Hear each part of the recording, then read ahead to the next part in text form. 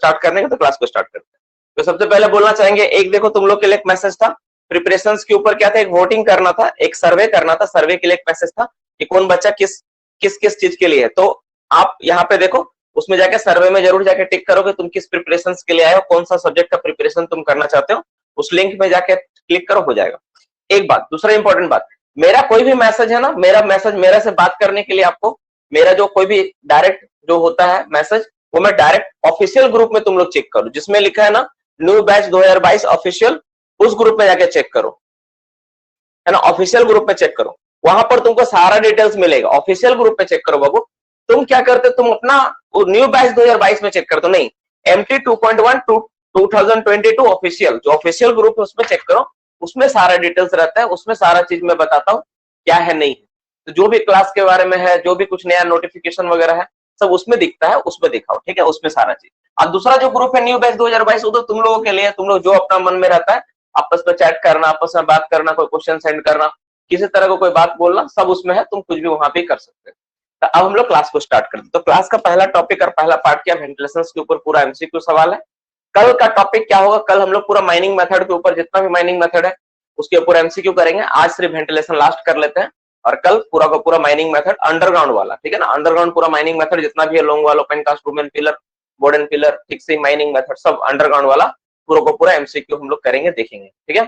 इससे जो भी तुम लोग है वो सारा चीज तुम लोग देख के रखना। आज हम लोग अंडरग्राउंड वाला फिर से एक बार कर लेते, देख लेते हैं 5-7 मिनट, उसके बाद क्लास को स्टार्ट करते हैं। चलो, तो पहला क्वेश्चन आप लोगों को बताना डियर स्टूडेंट्स कि माइंस में, ठीक है, माइंस में, ठीक है, वेट बल टेम्परेचर का मान किससे अधिक नहीं होना चाहिए। रिकॉर्डिंग स्टार्ट है, डोंट वरी। माइंस में वेट बल टेम्परेचर का मान किससे अधिक नहीं होना चाहिए, वेरी गुड। माइंस में वेट बल टेम्परेचर का मान किससे अधिक नहीं होना चाहिए। माइंस में जो वेट बल का टेम्परेचर का मान किससे अधिक होने पर वहां पर मिनिमम एयर वेलोसिटी 1 मीटर पर सेकंड होगा। माइंस में वेट बल का टेम्परेचर का मान किससे अधिक होने पर, वेट बल टेम्परेचर का मान किससे ज्यादा होने पर कम से कम एयर वेलोसिटी 1 मीटर पर सेकंड रहेगा। तो माइंस में 33.5 डिग्री सेंटीग्रेड से ज्यादा वेट बल टेम्परेचर नहीं होना चाहिए, WBT नहीं होना चाहिए। और अगर यह 30.5 डिग्री सेंटीग्रेड या उससे ज्यादा हो जाता तो हमको एयर वेलोसिटी वहां पर कम से कम 1 मीटर पर सेकंड प्रोवाइड करना पड़ेगा। ये बात बोला गया। ये जो बात बोला गया कौन सा रेगुलेशन में बोला गया, ये जो बात बोला गया कौन सा रेगुलेशन में बोला गया, रेगुलेशन नंबर क्या है, तो रेगुलेशन नंबर 153 में ये बात बोला गया है। रेगुलेशन नंबर 153, रेगुलेशन 153 में जो दिया गया है, जैसे air velocity, air quantity measurement, ये हम लोग नॉर्मली जो डिग्री 1 माइंस उसमें कितना अंतराल पे जांच करते हैं, डिग्री 1 केस में कितना अंतराल पे जांच करते हैं बाबू, तो 30 डेज में हम लोग क्या करते हैं, इसका जांच करते हैं। हम लोग इसका जांच कितने अंतराल पे करते हैं, तो 30 दिन में इसका एक बार करके जांच होता है। आइसोलेशन स्टॉपिंग का जो फिजिकल कंडीशन है वो ठीक है कि नहीं, उसमें क्रैक्स वगैरह है कि नहीं, प्लास्टर सही कि नहीं, इसका जांच कितने अंतराल पे होगा, वेरी गुड, कितना अंतराल पे होगा, इसका जांच हम लोग 7 दिन के अंतराल पे करते हैं। जो आइसोलेशन स्टॉपिंग होता है उसको बाहर तक प्लास्टर करना होता है, जो बाहर तक प्लास्टर करना होता है वो कितना मीटर तक होता है, कितना मीटर बाहर तक हम लोग प्लास्टर करते हैं। आइसोलेशन स्टॉपिंग का जो बाहर तक प्लास्टर होता है कितना मीटर तक बाहर तक प्लास्टर होता है, वेरी गुड, कितना मीटर होगा। जो बच्चा इसका आंसर 5 मीटर मारा है, सभी बच्चा अपने आंसर को काट ले, इसका आंसर 1 मीटर होगा। हम आइसोलेशन स्टॉपिंग बोले हैं, बूस्टर फैन नहीं बोले हैं। तुम लोग को सवाल ठीक से सुनना चाहिए था, और यही वजह है कि एग्जाम में तुम लोग गलत मार के आता है और बाथा पीटता है, ठीक है। तो आइसोलेशन स्टॉपिंग के बाहर 1 मीटर प्लास्टर होता है, बूस्टर फैन के बाहर 5 मीटर तक का प्लास्टर होता है, ठीक है। नेक्स्ट क्वेश्चन पे बात करेंगे। जो एक्सप्लोजन प्रूफ स्टॉपिंग होता है उसमें नॉन कंबस्टिबल मटेरियल का थिकनेस कितना होगा, नॉन कंबस्टिबल मटेरियल का थिकनेस कितना होता है। बूस्टर फैन जो होता है तुम्हारा, उसका नॉन कंबस्टिबल मटेरियल का थिकनेस कितना होता है, that thickness is called, that thickness 4.5 metre का थिकनेस होता है, ये होता है। नेक्स्ट क्वेश्चन पे बात करेंगे हम लोग। अगर मान लो मेरा क्या है, अगर मेरा माइंस में, ठीक है, माइंस में, ठीक है, अगर मेरा कोई डिस्ट्रिक्ट है, ठीक है, डिस्ट्रिक्ट में अगर माइंस और डीप साइड से मेरा इंटेक हो रहा है और रिटर्न राइस से हो रहा है, माइंस का डिस्ट्रिक्ट में डीप साइड से इंटेक हो रहा है और राइस से रिटर्न हो रहा है, ये किस तरह का वेंटिलेशन अरेंजमेंट है, ये किस तरह का वेंटिलेशन अरेंजमेंट है, ये क्या है। जो डीप से इंटेक होता है, राइस से रिटर्न होता है, क्या है ये, होमोट्रोपल एंटीट्रोपल बोलने वाले बच्चे सबका गलत हो गया। ये एसेशनल वेंटिलेशन अरेंजमेंट है, जिसमें डीप से मेरा एंट्री होता है और रिटर्न क्या होता है, राइस से रिटर्न होता है। डियर स्टूडेंट्स, नेक्स्ट क्वेश्चन पे बात करेंगे, ठीक है।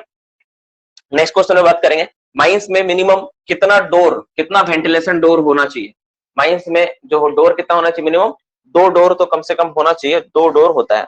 नेक्स्ट क्वेश्चन, ऑक्सिलरी फैन का एग्जामिनेशन, ऑक्सिलरी फैन का एग्जामिनेशन कितने इंटरवल पे किया जाता है, ऑक्सिलरी फैन का एग्जामिनेशन कितने इंटरवल पे किया जाता है, वेरी गुड।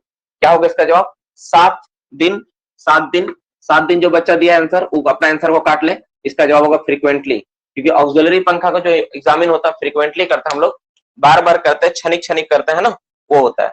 हाँ, अगर यहाँ पे एमएमबी होगा तब इसका 7 दिन होगा, ठीक है, लेकिन यहाँ पे ऑक्सिलरी पंखा इसलिए हम लोग फ्रीक्वेंटली करते हैं। जो मेरा वाटर सील पाइप होता है, वाटर सील पाइप का शेप किस शेप का होता है? वाटर सील पाइप का शेप क्या होता है? वेरी गुड, यू शेप का होता है। कौन सा शेप का होता है डियर स्टूडेंट्स? यू शेप का होता है। यू शेप का फॉर्म यू शेप का लिखते हैं। जो फॉर्म यू है, यू कौन अपना रिपोर्ट लिखता है? फॉर्म यू में कौन अपना रिपोर्ट लिखता है? जो फॉर्म यू होता है वो यू से याद आया, यू में कौन अपना रिपोर्ट लिखता है? वेरी गुड, कौन अपना रिपोर्ट लिखता है? डब्ल्यू आई अपना रिपोर्ट लिखता है फॉर्म यू में। कौन रिपोर्ट लिखता है? तो डब्ल्यू आई अपना रिपोर्ट लिखता है फॉर्म यू में, डब्ल्यू आई रिपोर्ट लिखता है। नेक्स्ट क्वेश्चन में बात करेंगे, आपको बताना अगर मेरा वेंटिलेशन स्टॉपिंग बनाना, वेंटिलेशन स्टॉपिंग, ठीक है, अगर आरसीसी का बनाएंगे तो थिकनेस कितना होगा? आरसीसी का बनाया गया वेंटिलेशन स्टॉपिंग का थिकनेस कितना सेंटीमीटर होता है? वेरी गुड, कितना हो जाएगा बाबू? वेरी गुड, कितना आंसर हो जाएगा? अगर 25 सेंटीमीटर जो जवाब दिया अपना काट लेना प्लीज ईमानदारी से, इसका जवाब कितना हो? 15 सेंटीमीटर, ठीक है। और कॉपी में लिखना, कितना सही गलत कर रहे हो लिखना, जब तक तुम इसको लिखेगा नहीं तब तक कभी सीखेगा नहीं। अगर सीखना है तो लिखना होगा बाबू, ठीक है ना, सीखना है तो लिखना होगा। डियर स्टूडेंट, नेक्स्ट क्वेश्चन में बात करेंगे रेगुलेटर, ठीक है, regulator ventilation stopping air lock वगैरह का जांच कितने अंतराल पे होता है? वेरी गुड, ये बहुत कॉमन क्वेश्चन है एग्जामिनेशन के लिए, है ना, तो आपको इसका आंसर अच्छे से याद रखना है। WCL जैसे एग्जामिनेशन में ऐसे सवाल ज्यादा पूछे जाते हैं, ठीक है ना, जो कॉमन होते हैं वो लोग ज्यादा ध्यान देते हैं। इसका जवाब क्या हो जाएगा आपका? वंस इन 14 डेज में हम लोग क्या करते हैं, इसका जांच करते हैं, 14 दिन में एक बार करके जांच करना होता है। डियर स्टूडेंट, जो सैंपलिंग पाइप लगाते हैं, सैंपलिंग पाइप वो रूफ से कितना नीचे होता है? सैंपलिंग पाइप जो लगाया जाता है रूफ से कितना नीचे लगाया जाता है? कितना नीचे लगाते हैं हम लोग? तो कितना नीचे लगाते हैं? तो 30 सेंटीमीटर सैंपलिंग पाइप को नीचे लगाया जाता है हम लोग रूफ से। सैंपलिंग पाइप को कितना नीचे लगाते हैं हम लोग? 30 सेंटीमीटर नीचे लगाते हैं। डियर स्टूडेंट, नेक्स्ट, बूस्टर पंखा को किस पॉइंट में बैठाया जाता है? बूस्टर पंखा को माइंस के किस पॉइंट में बैठाते हैं? किताब को छोड़ता हूं मैं, डायरेक्ट ऐसे पूछता हूँ, ऐसे ज्यादा मजा आ रहा है face to face.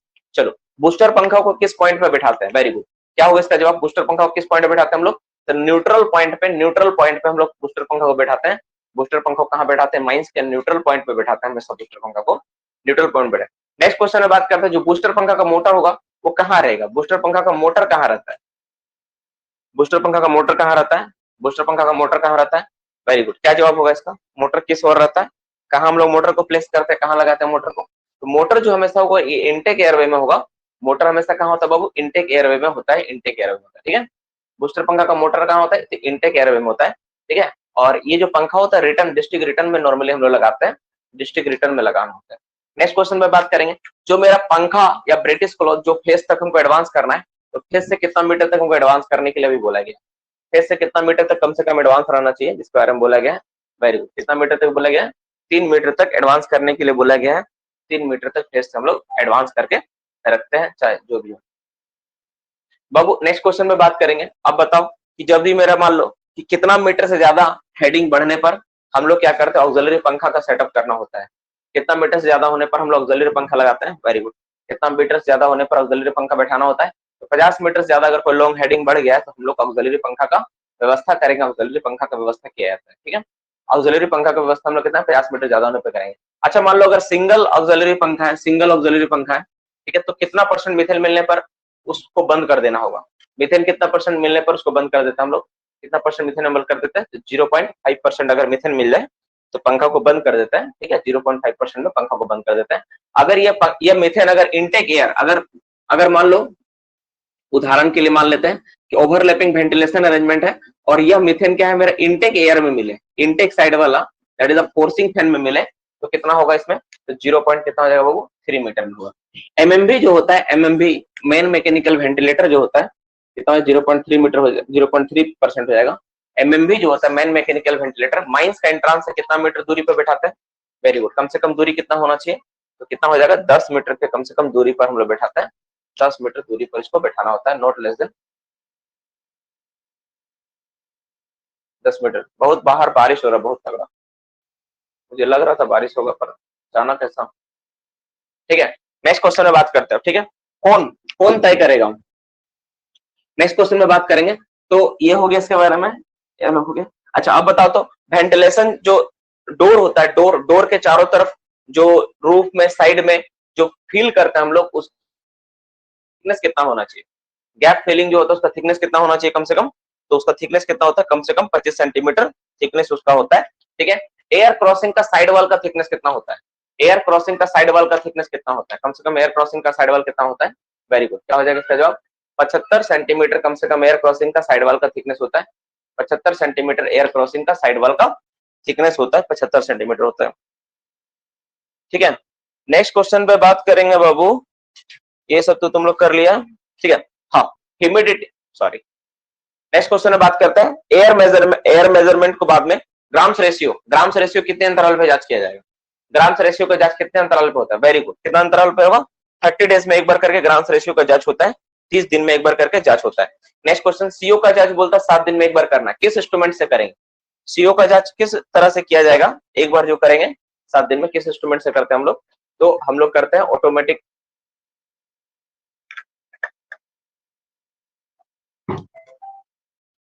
Automatic detector type instrument से सीओ का जांच करते हैं। अगर वो मान लो कोई सील्ड और पैनल से सैंपल ले रहा है तो उस गैस का एग्जामिनेशन कितना घंटे के अंदर होना चाहिए, ऑटोमेटिक गैस डिटेक्टर टाइप से जांच करते हैं हम लोग।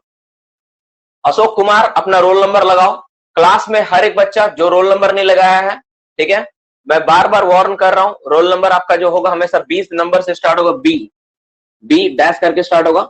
अगर किसी का डुप्लीकेट 2-2 नंबर सेम जगह लिखा हुआ है इसलिए, या फिर अगर मान लो कि कोई स्टूडेंट नंबर नहीं लगा है तो इसलिए उसको क्लास से रिमूव हो जाएगा।